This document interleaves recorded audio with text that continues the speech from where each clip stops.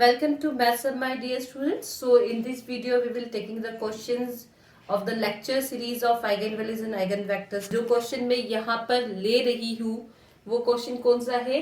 Symmetric matrix है, repeated eigen values है, okay.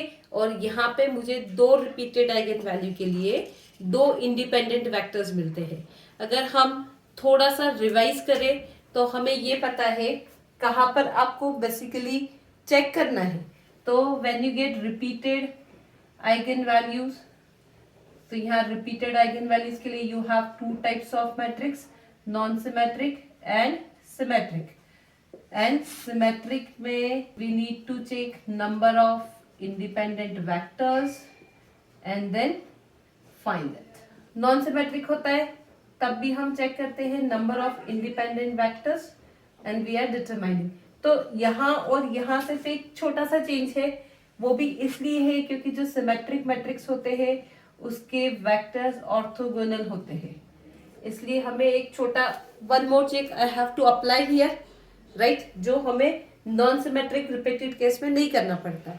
तो that way we have to solve the question. देखो method बहुत अच्छी है, अगर प्रॉपर बाइफर्केशन के साथ पढ़ोगे तो you will come to know कहाँ क्या चेक करना है। चेक करेंगे मैट्रिक्स सिमेट्रिक है या नॉन सिमेट्रिक, और चेक करेंगे number of independent vectors, and that way you have to determine number of eigen vectors for the repeated eigen values. Okay, तो हम ये क्वेश्चन स्टार्ट करते हैं। तो in this question they have given matrix A 1 2 3 2 4 6 3 6 9। जब हम eigen values निकाल रहे तब तक चेक करने की जरूरत नहीं है मैट्रिक्स कौन सा है। ओके, तो सबसे पहले हम आइगन वैल्यूज निकालते हैं। उसके लिए हम मैट्रिक्स लिखते हैं A माइनस लैम्डा I। वो क्या मिलता है मुझे? Diagonal entries will change only. So this is 1 2 3 2 4 minus lambda 6 and this is 3 6 9 minus lambda, right. What next? I am going to write determinant of A minus lambda equals to 0। ये characteristics polynomial है जिसके लिए हम क्या लिखते हैं? Equation direct लिखते हैं, lambda cube minus S1 lambda square plus S2 lambda minus determinant of A equals to 0। Basics of eigen values eigen vectors में मैंने बताया है कि ये इक्वेशन को याद रखने का तरीका क्या है, ठीक है। अगर once you go through the basic part 1 part 2 of eigen values and eigen vector it will helpful to you. तो क्या याद रखना है बेटा? ऑर्डर 3 है तो ऑर्डर 3 का पॉलिनोमियल लेना है 3 2 1 कांस्टेंट। देन साइन कन्वेंशन लेना है प्लस माइनस, कोफिशिएंट्स लेना है, फर्स्ट टर्म के साथ नो कोफिशिएंट, सेकंड के साथ S1, थर्ड के साथ S2 and last term is always determinant of A। S1 क्या होता है? सम ऑफ डायगोनल एलिमेंट। तो डायगोनल एलिमेंट का सम क्या मिलेगा? 1 प्लस 4 5 प्लस 9 कितना? This is 14। Okay, then S2 हमेशा ध्यान रखो, यहाँ पर भी स्टूडेंट मिस्टेक करते हैं। S2 is the sum of determinant of diagonal element, ठीक। तो डायगोनल एलिमेंट मेरे पास यहाँ ये 3 डायगोनल एलिमेंट्स है, इसके डिटरमिनेंट का सम लेंगे तो फर्स्ट डिटरमिनेंट क्या आएगा? First row and column height क्या? 4 6 6 9। So this is 4 6 6 9। Then second determinant इसका लेंगे हम, तो which is 1 3 3 9। So this comes 1 3 3 9 and the third determinant will be the determinant of this, तो वो मिलेगा मुझे 1 2 2 4, राइट। अब ये डिटरमिनेंट लेने के बाद हम वैल्यूज निकालेंगे इसकी। This is 36 minus 36 become 0, 9 minus 9 become 0, 4 minus 4 become 0। तो मुझे S2 कितना मिलता है? 0। Now next I am going to determine determinant of A। I always tell you find the determinant of A with the help of calculator, it will be easy for you. Okay, तो यहाँ पर जब हम determinant या फिर manually भी निकाल सकते हो, डिटरमिनेंट मुझे यहाँ कितना मिलेगा? 0, ठीक। अब ये वैल्यूज हम सब्स्टिट्यूट करेंगे किसमें? इस इक्वेशन में। तो यहाँ मुझे क्या मिला? Lambda cube minus 14 lambda square, S2 is 0 lambda minus 0 equals to 0। So the equation you getting here, lambda cube minus 14 lambda square equals to 0. Lambda square comes out, lambda minus 14 equals to 0. So by factorization I am getting the roots 0, 0 and 14. So these three are the eigenvalue for the given matrix. Okay, check कर लेते correct है या नहीं. Sum of eigen value is equals to sum of diagonal elements. Correct है. Product of eigen value is equals to determinant of a. Both are correct. आगे proceed करेंगे. यहाँ पर दो रिपीटेड आइगन वैल्यू है और है एक वन नॉन रिपीटेड. तो पहले नॉन रिपीटेड के लिए निकालते हैं. Then will see the procedure how to determine eigen vectors for repeated eigen value. तो हम यहाँ क्या डिटरमाइन कर रहे हैं? Determining eigen vector for lambda equals to 14. Lambda equals to 14 के लिए आइगन वेक्टर्स निकालेंगे, बट सबसे पहले हम क्या लिखेंगे? फॉर्मूला क्या है मेरा? a minus lambda I multiply by x equals to 0. ठीक. अब यहाँ a minus lambda I matrix लिखेंगे तो वो क्या आएगा? 1 minus lambda 2 3 2 4 minus lambda 6 and this is 3 6 9 minus lambda. x कितना आएगा? ये वेक्टर है 3/3 का है तो यहाँ पर कितना आएगा बेटा? x1 x2 x3 equals to 0. Okay. अब क्या करना है मुझे? I need to determine eigen vector for lambda equals to 14. तो जहां जहां पर लैम्डा है वहां पर हम कितना रखेंगे मैट्रिक्स में? 14. तो यहाँ मुझे क्या मिलेगा? This comes to be 1 minus 14, that is 13 with the minus sign. 2 3 2 4 minus 14 minus 10 6 3 6 9 minus 14. तो ये कितना हो जाएगा? 14 minus 9 is 5. And here we have x1 x2 x3 equals to 0. Okay. अब देखो जब हमने लैम्डा की वैल्यू यहाँ सब्स्टिट्यूट कर दी है तो मुझे कोई भी रो आइडेंटिकल नहीं दिख रही है. कोई भी रो आइडेंटिकल नहीं है इसका मतलब you can consider any two equations which are not identical. Here I am considering first two equations. You can consider first and third, second and third. It's totally up to you. उससे eigen vectors में कोई भी change नहीं आता है. ठीक. First to लिया मैंने. हम क्रैमर्स रूल के लिए कैसे लिखते हैं? x1 minus x2 and x3. x1 के लिए x1 को हाइड करेंगे तो यहाँ मुझे मिलता है 6 2 12 प्लस का 30 that is 42. Then next x2 को हाइड किया, माइनस का 78 माइनस का 6 दैट इज माइनस 84. x3 को हाइड किया, प्लस का 130 माइनस का 4 दैट इज 126. ये जो डिनोमिनेटर्स में है this is the eigen vector. So I am going to write here this is 42 84 126. यहाँ पर अगर कोई स्केलर मल्टीपल कॉमन निकलता है तो हम कॉमन निकालेंगे. यहाँ कॉमन निकल के मुझे क्या मिल जाता है? This comes to be 1 2 3 at lambda equals to 14. So this is the first eigenvector that we have determined. Now we need to determine eigenvector for repeated value which is 0. For lambda equals to 0, again इस equation में जहां जहां पर lambda है हम क्या रखेंगे? 0 0 0. तो मुझे यहाँ क्या मिलेगा? This is 1 2 3. There is no change in the given matrix. This will remain same and here we have x1 x2 x3 equals to 0. यहाँ पर चाहिए तो you can write it like this. lambda 2 equals to lambda 3 equals to 0. मतलब कि दो eigen values क्या हो रही है? रिपीट. ठीक. अब जब हम इसको सॉल्व करते हैं तो यहाँ जब भी whenever you get repeated value you need to apply two check. वो दो चेक्स क्या है? सबसे पहले तुम्हें चेक करना है मैट्रिक्स कौन सा है. दूसरा चेक लगाना है नंबर ऑफ इंडिपेंडेंट वेक्टर्स. तो फर्स्ट चेक हमने देखा. फर्स्ट चेक क्या है? यहाँ लिख लेते हैं कि गिवन मैट्रिक्स क्या है? सिमेट्रिक है. सेकेंड चेक क्या करेंगे? Number of independent vectors.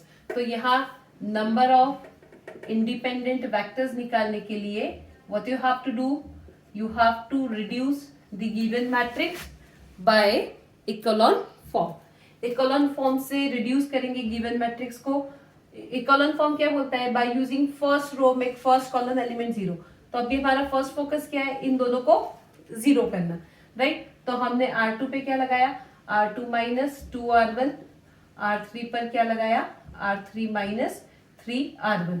और अगर नहीं तो तुम्हें पता होना चाहिए कि अगर all three rows are identical तो उसका रैंक 1 मिलता है। 1 मिलता है मतलब मुझे 2 रो मिलती है विच हैज कंप्लीट जीरो एलिमेंट। जब हम ये अप्लाई करेंगे तो मुझे यहाँ क्या मिलेगा, 1 2 3 0 0 0 0 0 0 and here I'm getting x1 x2 x3 equals to 0, right। तो यहाँ how we determine कि नंबर ऑफ इंडिपेंडेंट वेक्टर्स कितने हैं, तो हम उसके लिए क्या करते हैं, हम चेक करते हैं जितने number of row which has complete zero element. यहाँ पर नंबर ऑफ रो 2 है जो पूरी कंप्लीटली जीरो हो गई है, तो जितनी नंबर ऑफ रो जीरो हो गई है उतने ही number of independent vectors available है।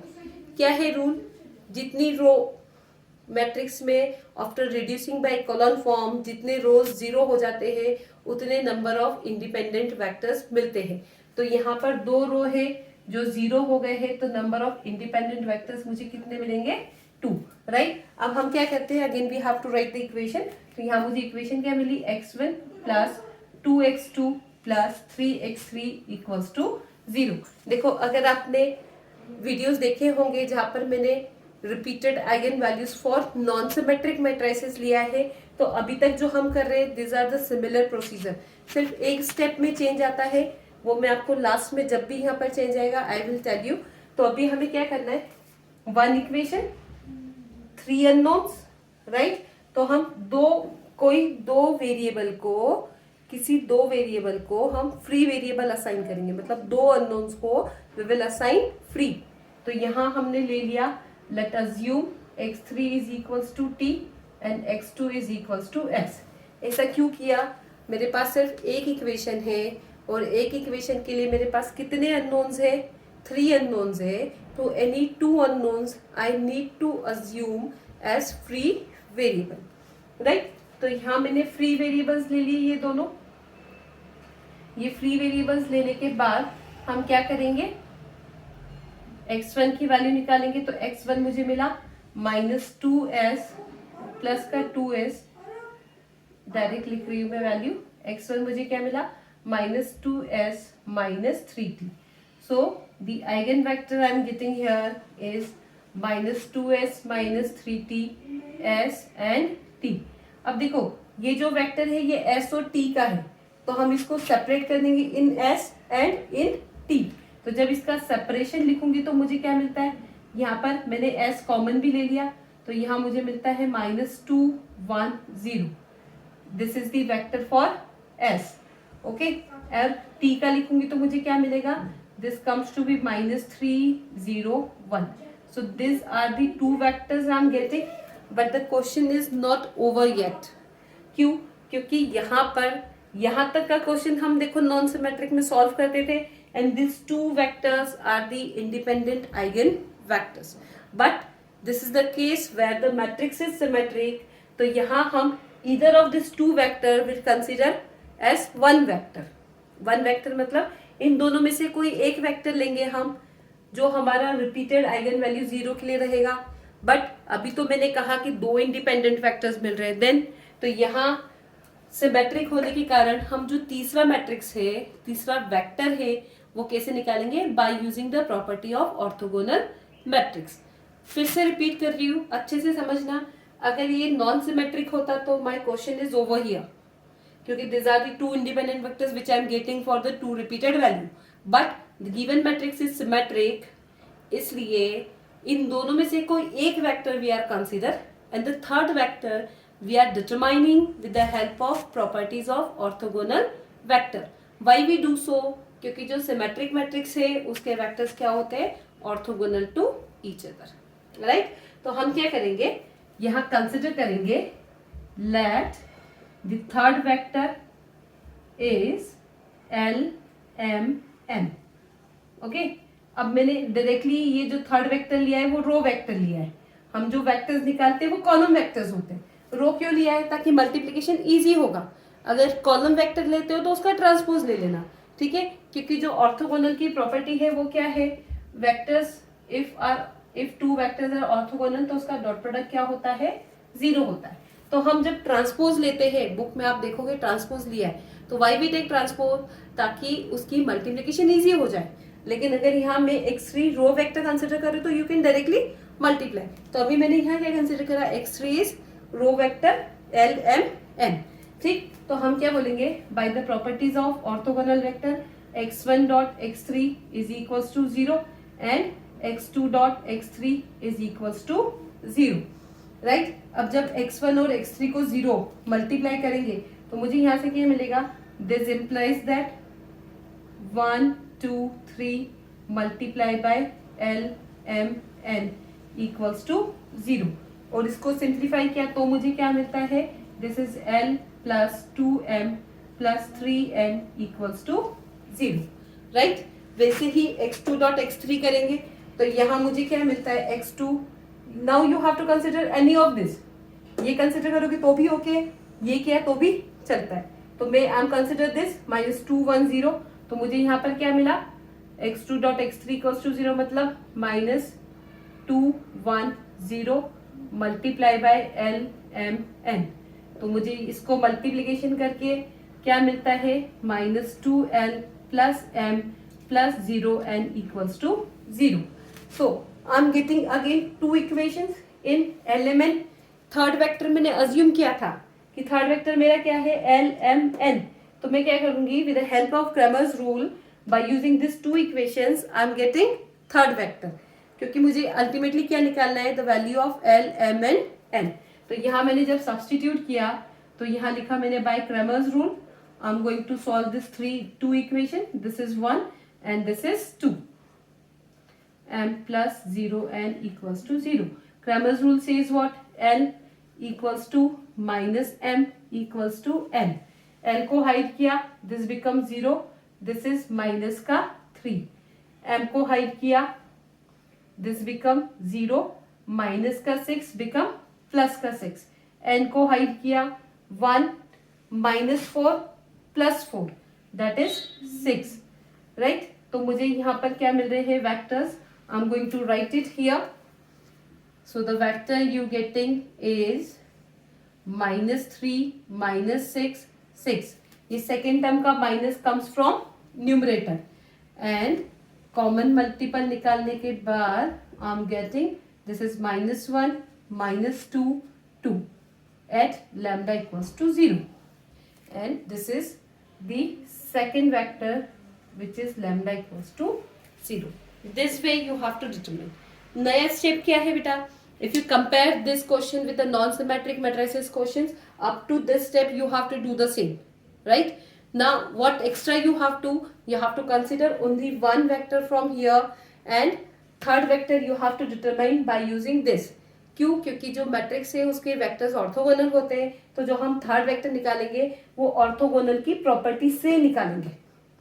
This is the extra you have to do when you're solving the questions for symmetric matrix, especially when the eigenvalues are repeated. I hope you understand these questions completely. If you like my video, then subscribe my channel